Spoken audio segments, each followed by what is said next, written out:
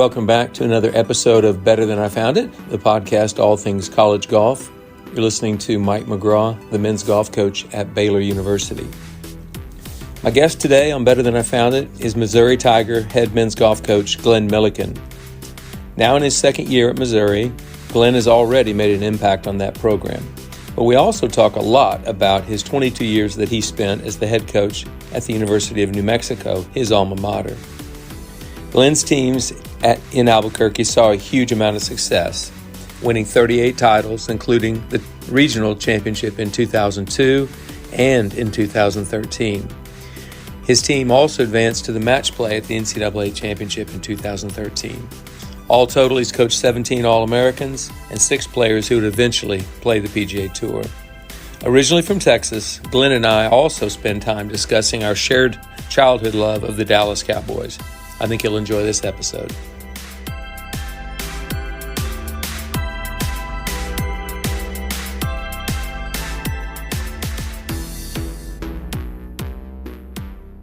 All right, everybody, let's welcome second-year Missouri head coach Glen Millican to Better Than I Found It. Glen, it's a thrill for me to have you joining me today. I really mean that. Thanks, Coach. I really appreciate you having me on, and looking forward to the interview. Yeah, I've had a ton of coaches on here over the last almost 5 years now, and I think I learned something every time. There's just a plethora of knowledge out there that coaches are kind of keeping beneath the surface, and I'm trying to have it all come to the surface so we can all learn. But I know that I expect that you'll say a few things today that I'll add to my repertoire. But I definitely appreciate you just taking the time. I know we're both getting ready for a big season. Yeah, absolutely. Thanks for having me, Coach. Known you a long time, and love listening to your shows, and looking forward to this day as well. Absolutely. Well, before we get into the coaching aspect of it, I'm going to mention this. Most people don't know this because you spent a lot of years in New Mexico, then you spent now a couple of years in Missouri, but you're a Texan. You're a Texan by birth. You're a good old boy Texan, once a Texan, always a Texan, right? Yes, sir. Yep. Born at Baylor Medical Center in Dallas, and lived in Richardson and Garland growing up until I went to New Mexico to play for Coach Field. So, yeah, first 18 years there, and absolutely, both of my parents are still there. My wife and her family, or my sister and her family are still there, and so yeah, still a Texan at heart. That's for sure. Yeah, well, I was not a Texan. It took me 54 years to get here, but I got here. But I did share something with you before I ever knew you, and when I was a boy, before you were born, basically. What year were you born? 75. Yeah. This is way before you were born. But so I was an absolutely huge Dallas Cowboys football fan, and so much so that when they lost on a Sunday, my Monday was absolutely ruined. I was terrible at school. I was a bad student. I was a bad friend. I was a bad person the next day. I was miserable. So I know you're a big Dallas Cowboy football fan. Let's talk about that for a minute. Yeah, it's hard to, I think we have to reclassify ourselves as maybe followers, because I'll follow what they do, but they haven't quite given us what I was used to growing up. And even in the 80s, they didn't go to the Super Bowl in the 80s, but Danny White was good. They still went to conference championships. They were still, and then obviously the early 90s, they were really good for a few years. And, they've given us some like glimmers of hope over the last, I guess, 30 years now. But yeah, we're still waiting for them to put it all together, aren't we? We are. And on that note, I usually try to read 6 or 7 biographies a year, coaching biographies usually, but definitely biographies about successful people that have done well. About 8 years ago, I bought a book called The Last Cowboy, and it was written by Mark Rabowski. It was the life story of Tom Landry, who was my favorite coach growing up as a kid. But I bought it 7 years ago, and it's 650 pages. So it's a commitment when you decide you're going to read this book. And I decided over the break this is one I read three books over the break, but that was definitely one I was going to read. And it took the lion's share of the break to read 650-page book. But I was able to relive a ton of great football memories of growing up, some heartbreaking memories as well. Yeah. And so I learned a lot about Tom that I didn't know. I didn't realize that he really ever had any controversy with Roger Staubach. I just remember there was before you were born, he and Craig Morton were literally platooning. Staubach could start the game and he'd run a series, and then Morton had come in and he'd run a series, and he was literally platooning these quarterbacks. Hmm. But Staubach, as much as he loved Tom Landry, there was some friction there. Obviously, with Dwayne Thomas and Thomas Hollywood Henderson, there was some friction. Both of those guys were kind of train wrecks, if you will. Danny Don Meredith, he had a little bit of controversy with. I did not know that. The dichotomy between he and Vince Lombardi when they were assistant coaches at the New York Giants. It was really great to read about that. But anyway, long story short, I read a 650-page book over Tom Landry, and it kind of got me fired up again to maybe follow the Cowboys a little closer in the next few years. Nice. Well, there's always hope. They're, they got a new season starting soon, and we'll see what they can do. Get Dak Prescott back in there and get it rolling. Let's do it. Let's do it. Well, okay, so that's the Dallas Cowboys. Let's talk about another thing that we might have a little bit in common, and that is when you were going through junior golf in the late 80s through the early 1990s, I was coaching a high school golf team in Edmond, Oklahoma, and I went to some of my kids' AJGA events, several of them. I don't remember meeting you, so I know I didn't meet you, but I think you met a few of my players that I had on the high school golf team. I did, yeah. I saw some of that list. I remember Will Moore Mm-hmm. playing a lot of tournaments that he was in. He was a great player, and I obviously remember Chris Edmonds. Edgman. I think he could have been a little bit older than me. He I'm was not. older than you. Yeah, Yeah, he was he older. played Oklahoma State. He did. He played at Oklahoma State for 1 year and then University of Oklahoma for a few Yeah, years. And that's then, right. I just remember those, those names stuck out to me for sure as some of the players that you had, and yeah, it was a great time. There were a lot of great players in the obviously Dallas Fort Worth area, but all over Texas and Oklahoma and Louisiana. I mean, there were a lot of great are players that you were. about Jeff Fairview's We're his the age exact, or a yeah, year older? same. We both were class of '93. Yeah. He ended up playing at Texas. He was a heck of a Yeah, player. yeah, Yeah. yeah. He was really good. Yeah, there were. I mean, Okay. Well, but tell me this. You obviously grew up in Texas, which I consider to be the state that produces more good junior players than just about anybody. I know the people in California and the people in Florida would argue, but Texas it's got more golf Hall of Famers, I know that, than anybody, and more U.S. junior champions than any other state. So I'm going to give Texas a nod. It's great junior golf, and you grew up right in the middle of it. Um, I'm just going to give Texas. I'm here, and I've been recruiting Texas for quite a few years. So those are good um, things to hear from a guy that grew up in Oklahoma. It's yeah, nice, we nice had to a hear how drought in far you've Oklahoma. come, Coach. I have come a long way, and Oklahoma's had their fair share of great players as well. But Texas has just been a great place. I know this. Mike Holder came to Texas very often to recruit players, and during his years as a coach, all but one player was on a national championship team. Now he was coaching a lot of national championship teams, but only one of his players was not an All-American that was from Texas who played in the lineup. So he understood the value of coming to the state of Texas and finding a good player. Now he did a great job of coaching them, and he was getting most of the time the best players, if you will, not all the time, but most of the time. The fact that he got Lindy Miller out of Fort Worth to go to Oklahoma State, and the fact that he got Scott Verplank out of Dallas to go to Oklahoma State are two of the greatest upsets in the history of collegiate golf, because both of those guys, I mean, Lindy, there was just no reason for him not to go to Houston or Texas. And Scott Verplank, every single male in his family since the 1890s had gone to the University of Texas. Wow. So I just think recruiting in Texas is a great thing to do. I know you're doing a little bit of it, no doubt about it. You did it when you were in New Mexico, and you're doing it now. So recruiting. But let's talk about your junior career. You played junior golf. You played all the Texas junior golf tournaments, but also the AJGA. Who was the biggest influence in your early years playing junior golf? Definitely my dad. My dad never played golf growing up. But I think when I was three, so he must have been 28 for whatever reason, he like went and played with a couple customers. Actually, ironically, he played with Mickey Mantle Jr., Oh, um, wow. who was a friend of like one of my dad's customers, and kind of fell in love with the game. So he bought Jack Nicklaus Golf my way and just taught himself how to play golf, became a really good player.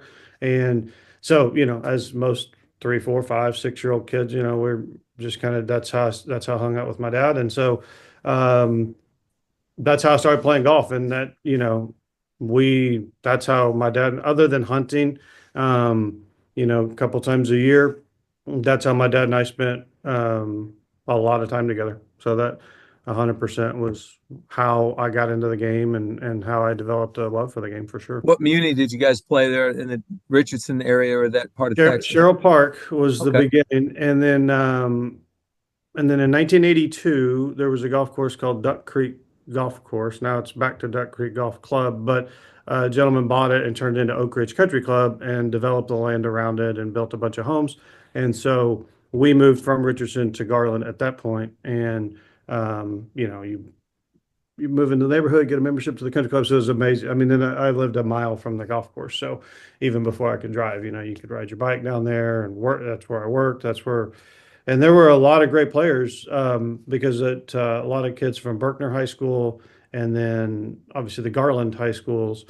A lot of us played there. We either played there. A couple of guys, Rob Maynor and Todd Rossetti, played at Eastern Hills Country Club. But like Michael Connell, David Graves, and then Brian Newton and Grant Mason, those guys were at Berkner. They weren't members at Oak Ridge, but all the schools would play there at least once a week, and we ended up having a lot of kids that were members there and just from the area that went on to be great junior golfers. So it was a great environment for me to grow up in day to Every day. one of those guys you named played at a Power Five conference school, just about that you just said. Texas Oh or TCU, OU, uh, yeah, you guys are all over the place over there. That's yeah. pretty amazing. Um, so tell me how John Fields gets you to come to New Mexico because you're a Dallas kid. You're not really a New Mexico kid. How did you get out there? Well, I think it was a little bit of just kind of funny timing because I mean, I grew up, I wanted to go to TCU or SMU. I went and met with Coach Brogdon at Tulsa. I had some family history there. And then honestly, a place that I was really, really impressed with, and if I would have visited there before signing date, was Sam Houston. Walt Williams was the coach there, and he was doing a great job. Todd Rossetti was going to go to school there. He and I were really good friends, and so really enjoyed the visit. But I played in the AJJ tournament. I think back then it was called the Rolex, maybe it was a match play event around Thanksgiving, and they Hmm. had it at La Paloma in Tucson. And so I went out there and played in that tournament with a friend of mine, Phil Walters, who ended up going to North Texas. And just after, I mean, I'm somehow Coach Fields, I was probably playing, I think I might have been playing with or right around Mike Sauer, who was a freshman on the team. And Coach was there recruiting, and I don't know. He called me sometime after that, and we had some communication. And then I learned a lot about UNM and Tim Herron and Tommy Armour and all the great players that had come through that program, and learned about Coach Fields. And my dad and I went out and visited in February. It was me and Doug LaBelle and Andy Walker. We're all on the official visit together in February, and it worked out great. Ended up going to school there, and my dad had been to Albuquerque one time for work, but that was it. And I knew you drove through New Mexico to get to Colorado. That's about all I knew about it until we went out there. But it was really impressive, and it worked out really well for me.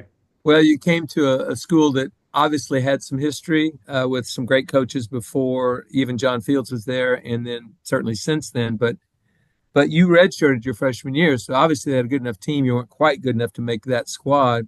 Talk about the benefits of redshirting. How did it help you? Was it a hard decision to make? Because so many kids are just deathly afraid of a redshirt year.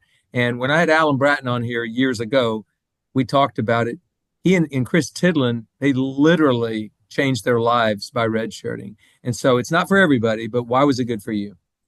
Well, it was an eye opener for me getting to New Mexico because Heron had graduated, so he was there getting ready for the Walker Cup and Q School, but he wasn't on the team, so I didn't know of anybody else on the team.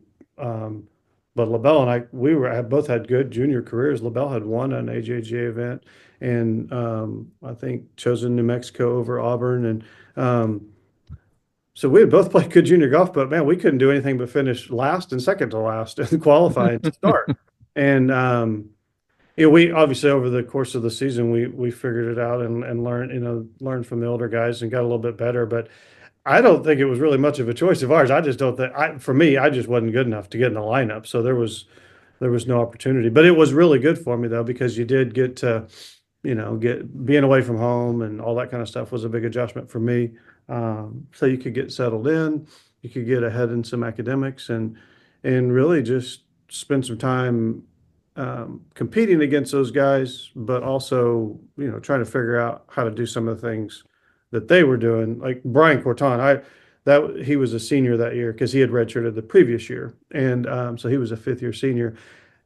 He spent more time with Doug LaBelle and I than anyone, and was just a great. Like I learned as much about golf from probably Ryan Murphy and Brian Corton my first year than any other peer that I've ever been around Well, from a golf standpoint. yeah, it's funny when I had Maverick McNeely on here years ago as well. I mean, it's a master class that podcast was of how you use upperclassmen when you're a freshman, what to do. Because Maverick was a nice player, but he was really sort of a walk-on at Mm-hmm. Stanford, and he talks about Cameron Wilson and Patrick Rogers being the upperclassmen he looked up to, and all he did was spend the whole year figuring out what do they do better than I do? How do I get to where I could do that? So you obviously looked up some guys on the team, Brian Corton being one of them. He's now the coach at Texas A&M. What do you think you got out of that experience? What improved the most during that freshman year when you had to redshirt? I just think it helped me understand the difference between, figuring out how to play really well at the junior golf level in a place like Texas where, you learn when you're 12 that 75 is no good, and but that just learning the difference between, what areas of your game you really have to develop to a level that maybe you hadn't thought of. Just the way Brian thought about the way he thought about the game was just different. There was just different ways to approach the round and the way he practiced and the way he played the game, in under competition. So because Coach Fields did a nice thing, we had some inter team competition. So you get to play against those guys, and it's like Brian Corton was never going to let Millican from wherever, some obnoxious Dallas guy, beat him as a freshman, and so it was great. You kind of had to, and we had a really competitive group. Brad Sharp was on that team, and of course Ryan Murphy was a year ahead of me with Sharpo, and Tim With was a great player from Albuquerque. So there were a lot of good guys to observe and learn from, and we like most college golf teams, we spent all the time we spent time every day doing everything together. So you pick up a lot of things on how to get better. As a head coach through the years, when you've seen a kid, you think it's probably a good idea to redshirt. How do you approach that for him? Because some kids don't want to hear that. They do not want to hear it. Yeah, that, like you said earlier, that topic doesn't really seem to come up as much anymore. I think in the most recent years, early on, you would have guys that may come in with the idea of redshirting. But like Will Collins, when he came to New Mexico, he could have played right away, but he redshirted intentionally. Scott Hales redshirted. Michael Letzig redshirted. So back then, there were a lot of guys that would come in. Mark Anderson transferred in and redshirted. But since then, I don't know. We always had such a big team back then. We always, for a long time, we had 14, 15, 16 guys on the team. So it kind of just happened naturally at times. But I don't know. Over the last 10 years, it really hasn't been Yeah. something that I've brought somebody in with the intention of them redshirting. I think it kind of naturally happens. Maybe they don't make the lineup, and it's like, well, with roster limits, we're going to see less of it, I would think. yeah, exactly. And I think there's just been, I think times have changed too. There's so many more golf programs, recruiting and operating with the intention of being really competitive. So there's just a lot more options. When I went to school, um, I just think there were, like Coach Fields explained it to me one time. He said, when you played for me, Glenn, there were probably 40 teams that were really, really, really trying to compete and do everything, recruiting, funding, to try to compete at the national championship. And this was maybe 15 years ago. And Coach and I were having this conversation. And he said, now that is well over 100 now. And then, you fast forward future. So I just think back then, there were less places maybe that people were aware of. So you'd have more kids. Well, I'll go to this school and sit out for a year and then develop. And now they just have way more options now. Yeah, they do. And it's for sure. So you did redshirt. You benefited from it. You came in a little stronger, and you made the very first tournament of that redshirt freshman year, the Tucker. I played individual though, but Coach, Okay. there were like 7 of us. There was a team and 2 individuals. So yeah. Okay, well, you were there. Yeah. But that tournament had a very interesting freshman from from Stanford University, Tiger Woods. Talk about it, because I know Alan Bratton has told me there was kind of a whirlwind of interests and people talking about it. How do you remember that week? Yeah, I do remember it. I mean, obviously his first tournament was there at the Tucker, and like I said, I played it. The reason I remember, I played individuals. I think I teed off on 18, which Coach had reversed the 9s at the time, so it was number 9 as you know it now. So I played as individual, and I played right behind him and Brad Dinkle. And I'm not sure if my dad saw more of his round or my round, no, but it was impressive. All I know is that every now and then the wind will come out of the east in Albuquerque, and it's typically kind of colder. And when the wind comes from that direction, but the golf course plays really, really hard. The wind always blowing like 30 if it comes from that direction. And it just makes there's really, that wind direction's brutal to play the UNM course. And I just remember that guy shot 68, 72 on the 36-hole day. And, I remember, teeing off that day thinking, wow, I don't know how anybody can break 80 today. Cause UNM's a tough golf course, but when it's like that, it's really, really hard. And, I think he shot 68 the final round and won by a lot, and the rest is history, obviously, for his college career. But I just remember that guy being really good, and seeing how far he hit the ball compared to kind of where our team hit the ball. And I know Brad Dinkle played with him, and it was a crazy experience at the time. But like growing up playing in tournaments with that guy, he was just a really good junior golfer. He was the guy that everybody knew about for sure. But to, look back now and think, man, what he did in college and what he's done since then is just even more and more incredible. Been amazing. Did you play in the Trusted Choice Big Eye? I never did play the Big Eye, no. Well, in those days when Tiger was coming through, and they used to have the final round, all the kids who made the cut got to play with a PGA Tour player. And Mike Holder was recruiting Tiger Woods, and I don't know how old Tiger was at the time, but he was young. He was 14 or 15, maybe. And Tommy Moore got paired with him. Tommy Moore, unfortunately, rest in peace. Tommy was a wonderful guy, one of the coolest. He was an absolute golf historian, fun-loving guy, great player, and he was an All-American at Oklahoma State. But Mike was following Tiger, and Tommy got paired with Tiger. And so they're walking off the 10th tee, and Mike said, "Hey, Tommy, when's the last time you hit a ball like Tiger hits a ball?" And Tommy said, "I've never hit a ball like that boy hits a ball." He was on the tour. He said, "I've never hit one like he's hit the ball." No, it was unheard of the way. Well, anyway, Alan Bratton told me a story about that first Tucker Invitational, and that was Alan's senior year. So it had been his last year, and they went on to win a national championship that year. But anyway, you were talking about some of your teammates, Chris Wall, Brad Sharp, Doug LaBelle. You had some really, really good teammates, guys that went on and played professional golf afterward. But I recently hired one of your old teammates, and that is Ryan Murphy, who you've mentioned once. Ryan is our second assistant, and just golly, I don't know if you know Ryan very well, but man, that guy's got a golf mind. He has a golf mind. I'm sure he did in college as well. But what can I expect from him? I think I know what I can expect. What do you think I can expect? Well, you're gonna get everything he's got every day. Like you said, his golf mind is, it's second to none. I mean, I learned as much. I get to spend 3.5 years with him as a teammate. We roomed together on the road.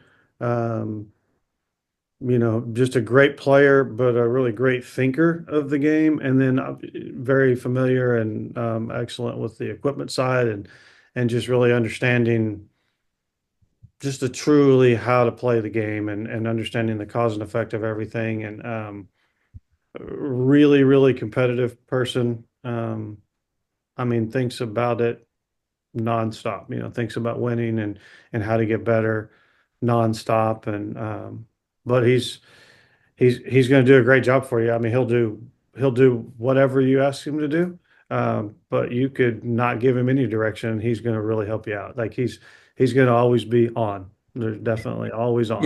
You know, my other assistant is a former Baylor All-American, Mr. Alcorn, Jeremy Alcorn. Mhm. He's a thinker too. He's just a little bit different kind of thinker, but it's great to have these two minds that are thinking so creatively in the office every day, because I think I'm a creative thinker and I think I work hard and I think I do all these things, but it's always good to have another voice in there. Somebody else saying something you don't see it that way. Okay, well maybe I do see it that way. And Ryan, it's just been funny. I've sat down at his desk 2 or 3 times already in the last couple of weeks just to listen. He's just throwing ideas out there, and he's got fresh new eyes on the golf program here at Baylor. Boom, there it is, a new idea that we're going to use or we'd like to use. Yeah, So he I does a agree great with your job of assessment. simplifying things. Yeah, Oh yeah, he's yeah, brilliant on that. yeah. Um, he did tell me a story that I want you to tell. He said you almost got killed by a trainer, a football trainer in college on the. Can you tell that story? Almost Well, died. no, I had some deal. I can't even remember when I don't know, when I was playing soccer or something growing up. I had a thing, some kind of tachycardia. And, when I was middle school, high school, they'd always try to put you on a monitor, try to catch it. Of course, it never happens when they can catch it. It was this weird deal. My heart would start beating like 300 beats a minute.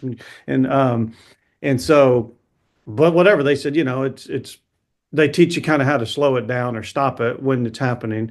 But they said, you kind of keep dealing with it and see what happens. Well, it kind of came to a head. Yeah, over at New Mexico, we had, I think it was my freshman year, actually. It started doing that during workouts, and Coach Fields took me to our UNM hospital, and um, they actually got it on, they could record it then because it was still going on. And so anyway, I ended up over the summer, um, after that first year, I had an ablation done and got it taken care of. But yeah, yeah, Denny, Coach Denny, man, he almost ended my career before it started. He almost ended everything before it Yeah, we were started. probably doing bear crawls or something, or yeah, it was good. We had a good toughening up workout going on that day, and I wasn't tough enough. Well, for the world of college golf, I'm certainly glad you survived that day Yeah. anyway. So what's one thing John Fields, you played for John Fields, what's Mhm. one thing that John gave you through the years that you think has impacted your coaching even to this day? Just something. Yeah, I can't point to one specific thing. The one thing I just have always, as I've been in the role of coaching, especially after becoming the head coach, I just look back on my experience at New Mexico, because there were times when I played really well and things were going well, and there were times when I didn't play very well and was struggling. And then obviously you notice you have teammates that go through those things too. And just the way Coach Fields managed the team and the way he treated us, um, wa- has always stuck in my mind, and I've always, tried to carry on. If I could, I've always felt like, man, if I could create, because that's not like I went in there as the number one junior in the world and played every, I was pretty good, but there were times when, I loved how things were going. There were times I didn't, and but I still had an amazing experience. And if I could create that type of experience for my players, um, so that, and then obviously in combination with my 4 years with Coach Higgins, but I don't know. Coach Fields was just, he knew what he played. He played in the national championship. He tried to play professionally. He played at New Mexico. So just the way he used his experience to relate to us, I felt like was I felt like it created a great environment for me. And there were times like he would bring me in and he just was very honest with me. He wasn't, he never made you feel bad, but he was honest. Like, Glenn, these things you need to do better, or else, you're not going to have much of an opportunity to play, or whatever, I'm paraphrasing. And so I appreciated the way he handled us and the way he worked with us, whether we were doing what he wanted us to do or whether we weren't. Well, I've always thought of John as being that guy that probably would sit you down and tell you the truth, but do it in a respectful way Mhm. that would, and if you're trying to create that same environment, you're probably doing it. I know you're doing some different things though, because coaching has evolved since you were playing for him, but you also played for another Hall of Fame coach, and that was JT Higgins. So you played for him your fifth year, and then you coached for him for 3 years. So Correct. you had two different experiences with JT, but both of them had to be pretty good learning experiences. Yeah, they were. I mean, to have 4 years under both of those guys was huge. The time I had with those guys taught me, everything I ever learned, from those perspectives in college golf. And lucky because those are two of the best to ever do it. And it's definitely gave me a good head start as far as when because I got the job kind of out of nowhere when Coach went to A&M, and well, I was blessed. Luckily, I had 8 years with those two guys. I didn't Well, just start fresh. you had 8 years, and you took over for JT, who took over for John, but Hmm. you were a relatively young coach. How old were you? 26. Yeah, Yeah, 26. Yeah. 26. In the last modern era since 2000, Jay Mosley was at Kennesaw State at 24. I mean, there's been a few young coaches, but not very many. Most of the time, you're 32 to 40 before you become certainly a head coach. Correct. Uh, I was a high school coach at 37 and then became an assistant coach at 37 at Yeah. Oklahoma State. So I was completely the opposite of you, but you're relatively young. I remember standing on the range tee at Greyhawk. Hmm. It must have been a day or two after you got the job. I mean, you were brand new to that position. And I was the assistant coach for Mike Holder, getting ready to recruit it for a couple of days and go straight to the national championship. And I remember looking at you thinking, God, there's no way I could have done this at 26. What were your early challenges? How did you overcome them? Is there anything that completely surprised you, uh, you know, on those early years of being a Yeah. young coach? I think the most overwhelming thing was just, you know, I I don't know, 4 years ago I was playing for John Fields, and now 4 years later I'm doing what I'm supposed to do, what Coach Fields did for so many years, and then Dwayne Knight and Dick McGuire, and but I think what really helped me out, one was Ryan Murphy coming to be my assistant coach, because he and I were teammates and pretty much the best of friends, and so between the two of us, we could probably figure it out. I don't think either one of us could have figured it out on our own. But what the most the biggest advantage I had was Scott Hales and Will Collins were the seniors that year, and I mean you couldn't have better examples. And I remember Scott Hales coming to my office going, you know, just like coming in and going, these guys are going to think this is they're going to think this is a party now because I was the assistant coach that, had that relationship with them. And so it was nice to have Scott and Will kind of there as, I don't know, almost like a third and fourth coaches with Ryan and I. And it really, and we had a great team. And I had been there with 3 years with Coach Higgins. Like, Coach had put together a great structure. The team, the expectations were already there. Luckily, that it was in great shape, and Coach was such a great manager of our program, and just such a great coach that I learned a lot from him in 3 years. Because when I got hired, it was a GA position, and he said, "You can have this job, Millican," but he says, I was a full-time assistant for Dwayne, and I did everything related to the program, and that's what I want I want a full-time assistant coach. And I said, "Sounds great to me. I'll do all that stuff. It doesn't matter." And so he used me as soon as I got hired, I graduated in May, started working for him in June, and went recruiting to Vegas right away. And so I did everything for 3 years. He involved me with everything. I think the most intimidating part was probably just handling the fundraising and the big network that we had for UNM Golf. And but it was great because between Ryan and I, we could manage all that and we knew a lot of the people. But it was exciting, but it was for sure overwhelming at the beginning. Yeah, I could tell you at 26, I wasn't ready. I was a high school coach, but I was not ready to do what you were doing at 26. So it is good that you kind of tag teamed with Ryan to be able Yeah. to have somebody to bounce something off of. What would your best advice be for a young coach? So not very many guys are going to get a big job like you got at 26, but some get it in their 20s. They're Mhm. still young. What would you tell them?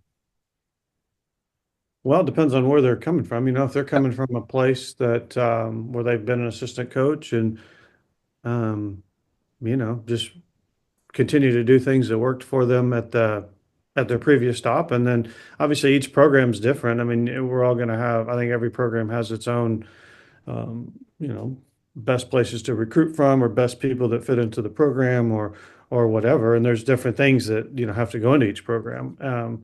But so you have to figure that out as you go. But I don't know, just know that like I know another thing Coach Fields has told me too, and he's like, you gotta like believe in the people that hired you, right? So if you're doubting yourself, um, say, well, what do you think about the people that hired you, right? And it's like, well, you gotta at least believe they know what they're talking about. So it's because it's pretty easy, as you probably know. I mean, it's easy. Um, it's always easy to second guess ourselves, but I mean, but you have to know some things, or people wouldn't have hired you in the first place, and you wouldn't get to where you were. And um, but one thing I've always tried to do is just continue to talk to people that have been in my life on the coaching side and try to learn. I mean, I've had so many great assistant coaches. I've learned as much from those guys as anybody, and great players. We have to be open to learning from our players because we bring them in because we think they're really good, not because we think they're nothing and we're going to turn them into something. And yeah, we want to try to help them, but just be open to learning from your players and try to hire great people as your assistant coaches so you can learn from them and then pick the brains of guys that have been doing it for a long time that you trust and you have good relationship with. I remember several conversations, one in an airport on a recruiting trip with you. We had a delay and we talked for 2 or 3 hours and obviously we've had several conversations through the years, but one of the things that, so I agree with that, but one of the things that occurred to me, I think you won the regional your first year as a head coach. Yeah, we So that's hosted it two that year. things. One, you're a quick study and you didn't screw it up. And two, he actually left you with a nice golf team. So to win your regional your first year is kind of silly. Yeah, that was exciting. That was at our home course. We hosted that year, and we might have tied Washington because Matt Thurman also started at Washington that same season. I think he got hired a couple weeks after I did. Similar deal, took over for Odie.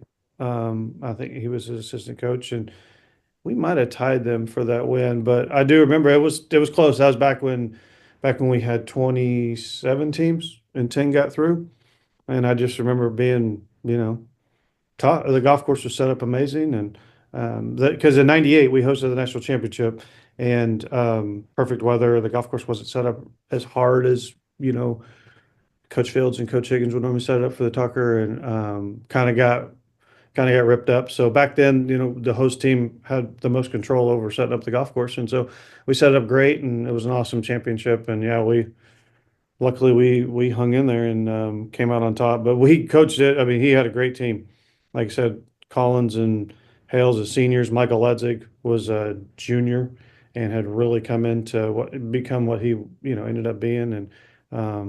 And then we had Jim Anderson was on that team. And so we had a lot of good players and we Yeah, played you great. did. Well, you mentioned Matt Thurman being a first year head coach at Washington, Hmm.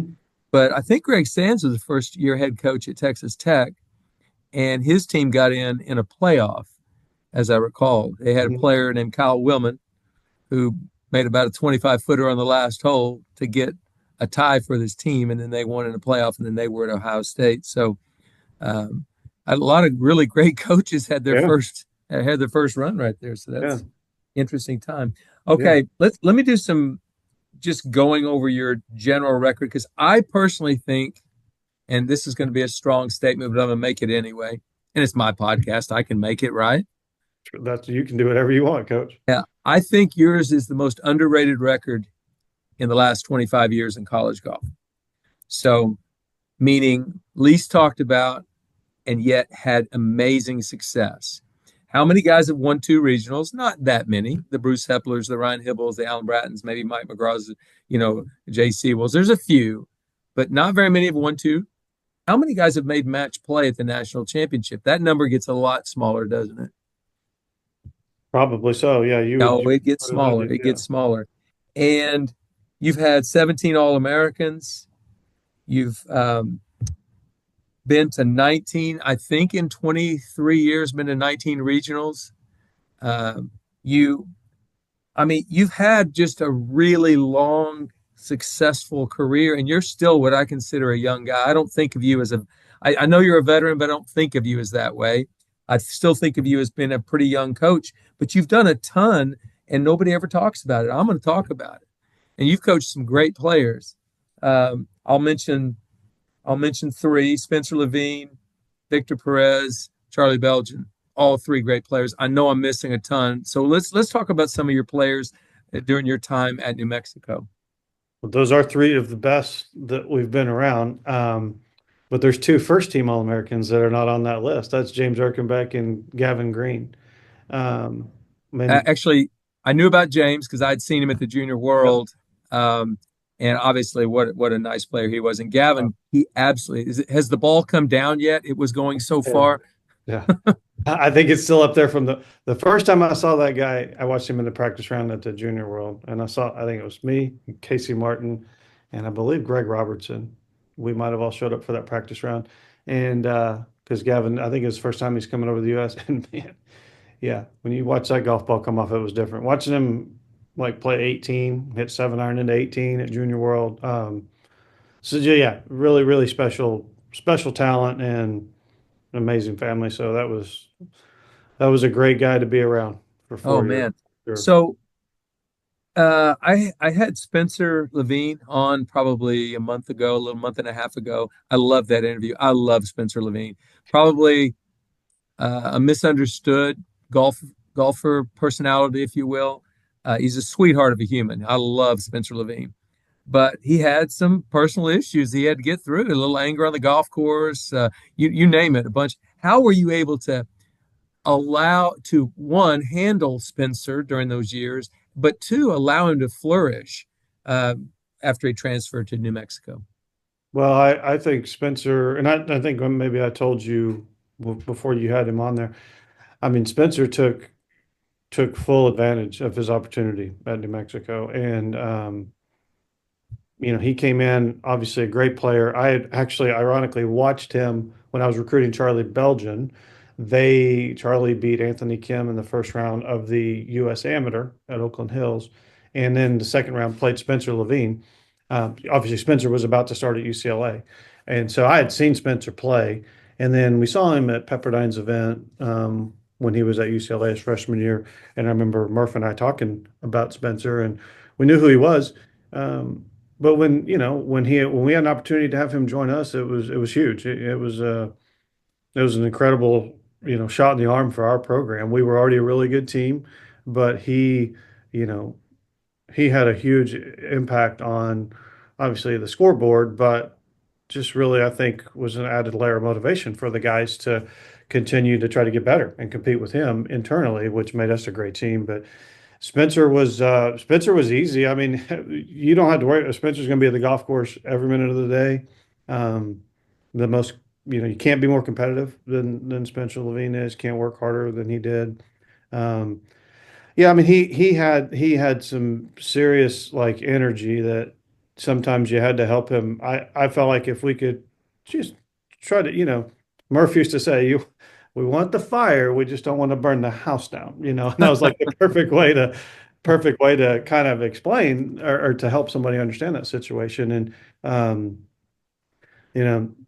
yeah, so sometimes you try to help him stay calm a little bit on the golf course because they just think he was a really perfectionist-minded guy, and just man, if he didn't win, it was just over, and it's just so just helping him, manage that uh, competitive energy and just not get too mad, you You, know. But you know, I had to, we wouldn't want him to lose that though, because that's no, what, that's what to me gave him a huge edge. So I don't have all the answers, but we're trying, just try to help a guy.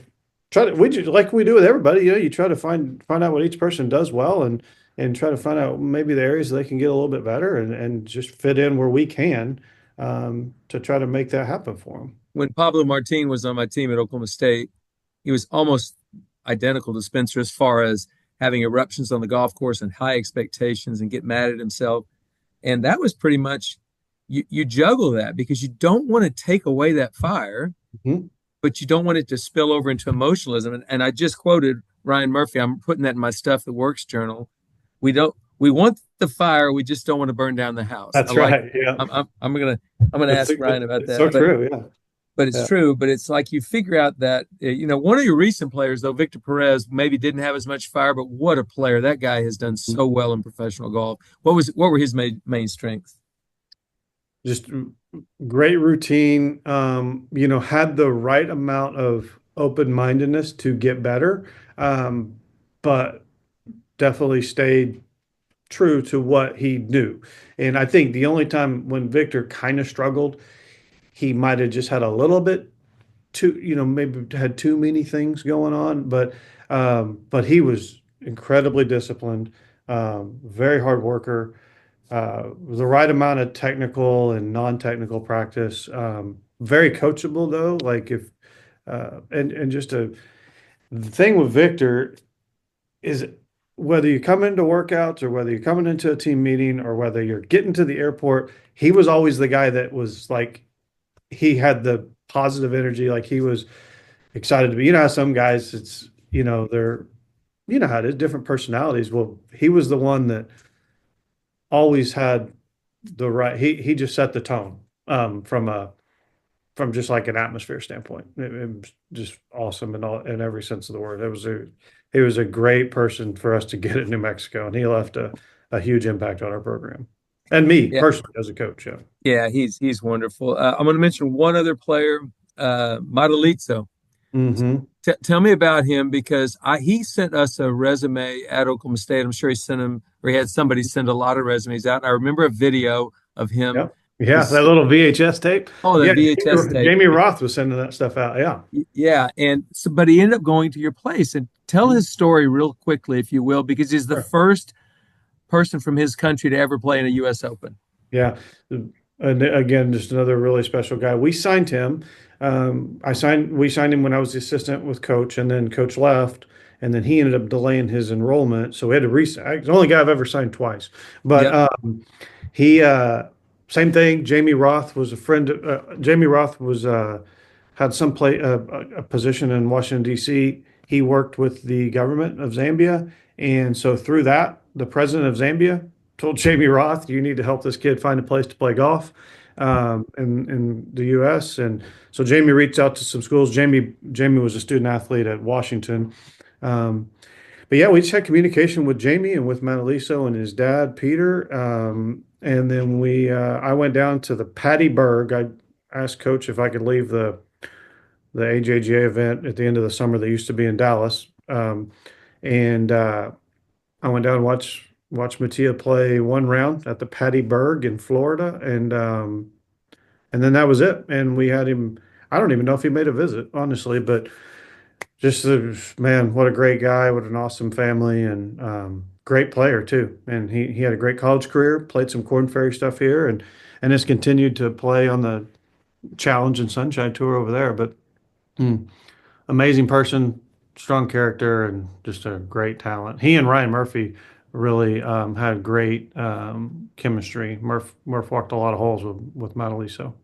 I remember watching that guy in college and thinking that's going to be a great story one day. Oh, yeah, And he got to purest play action in. you can have, man. That guy, he hit it so good.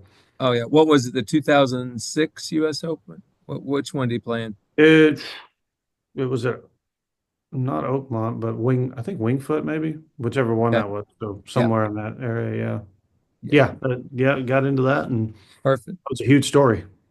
Great. All right. So your career at New Mexico included a lot of assistant coaches.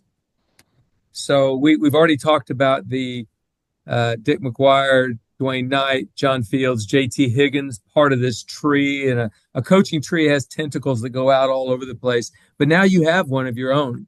Yeah. And I'm going to mention all these guys, then you can kind of give some ideas, if you will. But Ryan Murphy, who's now working for me, Chris Wall, who Mhm. played at New Mexico, Jim Anderson, who played at New Mexico, is now the head coach at the University of Arizona. Brian Corton, who played at New Mexico, who's now the coach at Texas A&M. Jim Guerin, who played at New Mexico. No, No, didn't play at didn't New play. Mexico. No, he played at Southern Miss, or he was Yeah, coaching at Southern Miss. I somewhere. think He played at coached. Kennesaw State. Yeah, he coached there. Went on to coach at the University of Oklahoma. They won a national championship. He went to Coastal Carolina. Is now the women's coach at Miami. Mhm. Drew McGee, who played at Baylor, coached at New Mexico and then Georgia Tech. He's no longer coaching, but he coached for you there. Chris Mezzoletti, who coached for you for 3 years, I think. 3 years, yeah. Chris is now out west, correct? Yeah, he went from us to Cal, went from New Mexico to Cal, and then and then I think he's in second or third year at Santa Barbara. Yeah. Yep, And then Gustavo Morantes, who worked, I guess he played for you, played here, yeah, and then then coached with coached me for for three you, and years. is now at University of Houston. Yep. No, he And went then to Houston, and he was at Houston for a year. He's at Arkansas. He's in his second season that's right, with Brad at Arkansas. Yep. at Arkansas. And then Sean Carlin, who played for you. Mhm. Love Sean, by the way, Yep. and coached for you and has followed you to Missouri and is coaching you there. So that's a pretty good coaching tree because all but one of those are still coaching. Hmm. So you've got a lot of influence out there. Talk about what that means to you and just if there's anything interesting about any of those situations. Well, I just of all the things that that I've tried to do, I just know that I've one thing I've done, I've batted 1,000 on is having assistant coaches. I mean, every one of those guys um, have been great people to work with, and I've been really fortunate. I think, as you know, and you've been doing this long enough, there's only two of us now. Sometimes there's three, but we there's a lot that goes into managing the lives of all of our student athletes, and you've got to have. I just think it's hard to do with one person. Coach Fields did it, back in the '90s, but in today's time, I just think you got to have two people, and maybe three now, if that opportunity is there to, you know, that are just all on the same page, but all have different strengths, but it's awesome to see those guys. Jimbo and Corton both went to work for Coach Higgins at A&M, and Jimbo has just done an incredible job at Arizona. I mean, that I don't know how overlooked it is, but if it is, it shouldn't be because that guy has done an incredible job there. Maybe that's one of the more impressive people in the country, in my opinion. And then obviously Corton for such a long time had great success with JT, and then was had a chance to fill in for JT when he left, and obviously he's done a great job. But it's great. It's great to have those guys everywhere, and it's had. I mean, a lot of them played. Waldo and Murph were teammates of mine, as was Corton.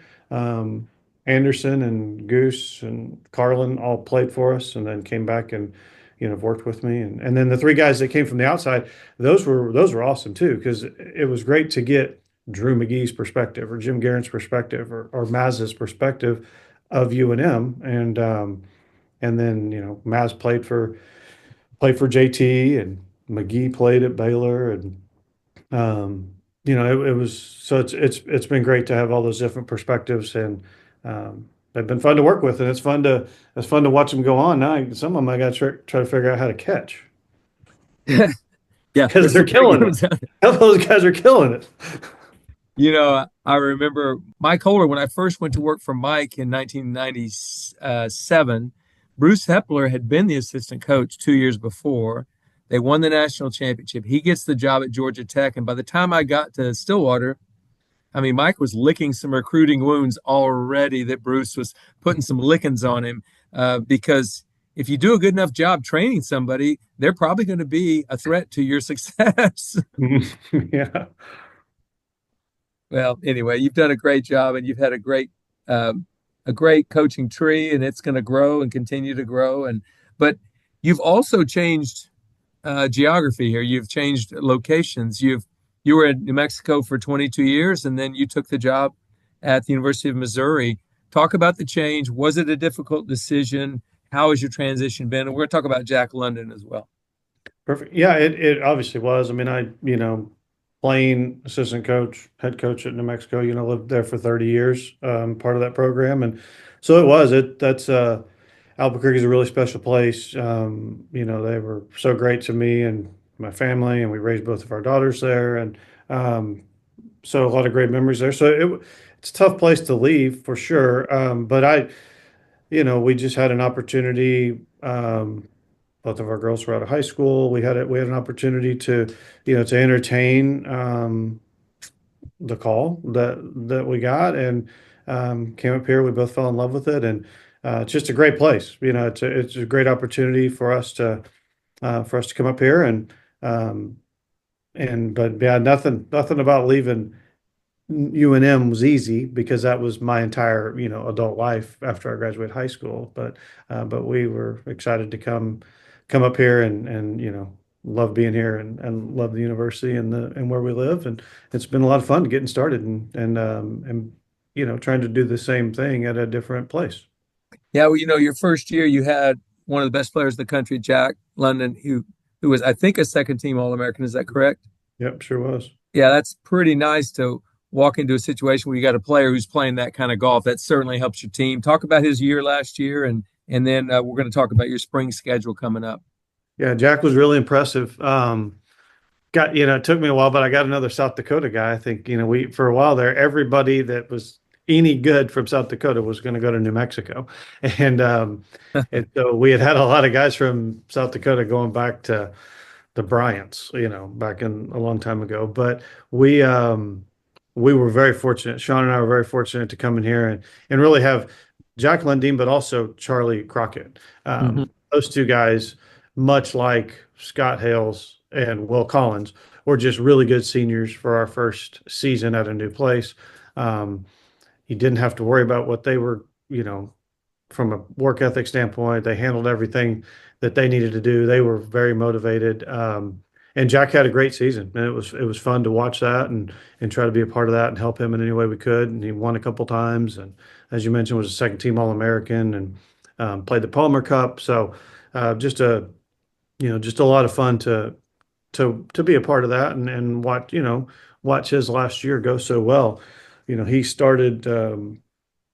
signed with Mark Hankins at Nebraska and was there for a year. And then when Coach came over here, Jack came with him, and so he just obviously had a great 3 years under Hankins and LaRue, and then we kind of got to reap the benefits of all the hard work they did with him. So it was nice to be a part of that. Yeah, I mean, it's fun. That's one of the things that people who've never coached don't really understand is you're part of that journey. You're not the most important part of the journey necessarily, but you're part of that journey. And if a kid is a really awesome kid who works hard, does all the right things, it's like you get to, for the rest of your life, say, yeah, I was there. I walked alongside him, and you got to walk alongside him during his best year in college. So that had to feel pretty good. Yeah. And well, tell me about this year's team, first of all, and then about the squad in general, and then we'll talk about your spring schedule. Sure.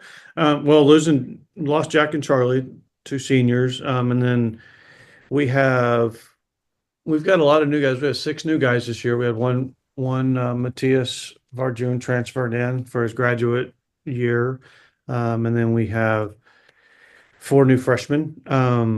So we've got, we have a new group, and we have another transfer who's a sophomore, Veka Viscari. So, but we've Trent Merle as a freshman from Austin, Trent and Jules Lauer, a couple of freshmen that we recruited to New Mexico.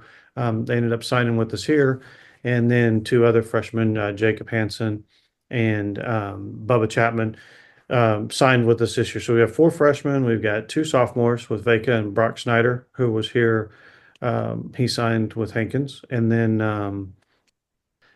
our other two seniors, Trevor Merle, who came with us from New Mexico, and then Dobby Sigurbrandsen, he signed here. He's in his true senior season. And then Virgilio Paz came with us from New Mexico too. So we've got a good group of guys. We like I said, losing an All-American, like as you've seen before, that's definitely that can be a hole to fill. But our guys are doing a great job of doing that, and played 4 events in the fall. Played great to start the season in Canada. Struggled a little bit in Oklahoma and in Arkansas at the Blessings. First time I've been there. That's a place you got to see a couple times probably. But we're looking forward to what we've got the majority of our season left, and got a lot of great opportunities. Where do you start this spring? We're going to the NIT out in Tucson. Perfect. Yep. Okay, well, I don't know when I'm going to see you. I don't know when we're at the same tournament. I'm hoping it's at a regional or the national championship. That's the best place to see you every year. Right. But I want to wish you the best of luck. I do appreciate you spending an hour with me today just to kind of talk about your career, talk about players, to tell me a little bit more about my new assistant, Ryan Murphy, which is great. And it's just been great going down memory lane with some of this. But you've done a great job. Keep up the good work. You've got another 25 years ahead of you. I agree. Hey, I love doing it, and looking forward to continue to chase you, Coach. Well, keep on chasing. That'll be great. Right. That's right. Well, you're in pretty good shape. You're hard to catch. I'm hanging in there. All right. Well, thanks again. Thanks so much for having me. It's been a lot of fun, and appreciate you doing this. It's awesome to have an opportunity to hear from all kinds of people that come on your show. So I think it's awesome. Thanks for having me. Absolutely. Thanks again, Glenn. You got it. See you, Coach.